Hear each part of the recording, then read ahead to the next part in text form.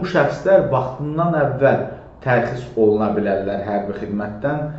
Əsgər yaxınları, ümumiyyətlə hərbidə olan insanlar varsa, əgər yaxınlarınız arasında xəbəri diqqətlə dinləyin, hərbi xidmətdən vaxtından əvvəl tərxis olunma qaydaları qanunvericilikdə dəqiq tənzimlənir və bu proses bir neçə əsas amilə əsaslanır. Vətəndaşların xidmət müddəti başa çatmamış ordudan evə göndərilməsi daha çox sağlamlıq durumu və ailə vəziyyəti ilə əlaqədar olur. Məsələ ilə bağlı hərbi ekspert Üzeyir Cəfərov bildirir ki, hərbi xidmətə getdikdən sonra əgər şəxs həqiqi hərbi xidmət qulluqçusudursa və səhhətində problemlər yaranarsa, o tibbi komissiyaya göndərilir.